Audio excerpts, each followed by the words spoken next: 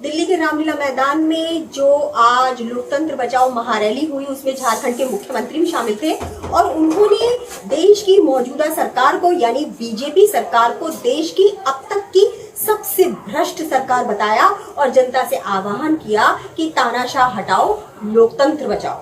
के बीच में हम लोगों को एक तरह से आपातकालीन इस रैली में शामिल होना पड़ा।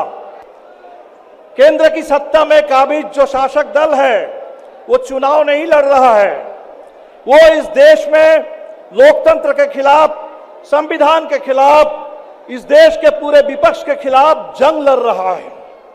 आप देख रहे हैं कि किस तरह से इलेक्टोरल बॉन्ड के जरिए पूरे देश में पैसा इकट्ठा किया गया और उस पैसों के बल पर सरकारों को गिराया जा रहा है, पार्टियों को तोड़ा जा रहा है, विधायकों, सांसदों को खरीदा जा रहा है।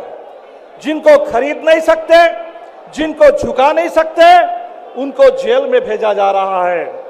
दिल्ली में हमने देखा है आम आदमी पार्टी के कई नेता, सत्येंद्र जैन, मनीष सिसोदिया से लेकर संजय सिंह होते हुए अब केजरीवाल जी खुद ईडी के गिरफ्त में।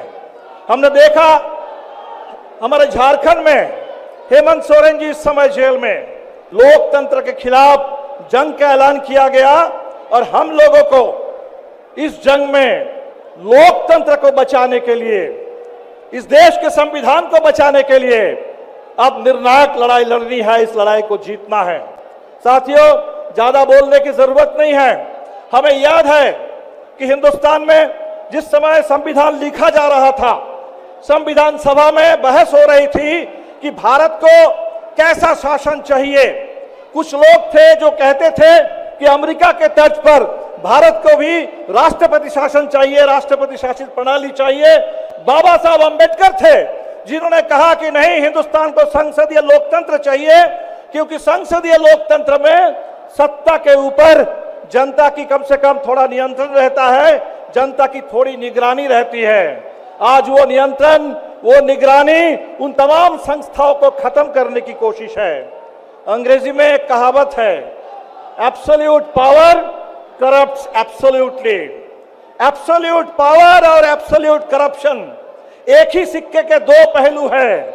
आज जब मोदी सरकार ये चाहती है कि देश की पूरी राजनीतिक सत्ता उस सरकार के पास हो, मोदी जी और अमित शाह के हाथ में हो, देश की पूरी संपत्ति वो अदानी और अंबानी के पास हो, तो सत्ता का और संपत्ति का ये जो केंद्रीकरण है, ये हिंदुस्तान के लोकतंत्र को खत्म कर रहा है। और इसीलिए वो डिमोनेटाइजेशन से लेकर के इलेक्टोरल बॉन्ड तक चरम भ्रष्टाचार, हिंदुस्तान में अब तक जितना भ्रष्टाचार हम लोगों ने देखा है, अब तक की सबसे भ्रष्ट सरकार मोदी सरकार है। भारतीय जनता पार्टी हिंदुस्तान के अब तक की सबसे भ्रष्ट पार्टी है। और इसीलिए इस बार की निर्णायक लड़ाई भ्रष्टाचार के खिलाफ, तानाशाही के खिलाफ, फांसीवाद के खिलाफ, मनुवाद के खिलाफ, इस देश में संविधान को खत्म करके मनुस्मृति को थोपने की साजिश के खिलाफ देश की निर्णायक लड़ाई है।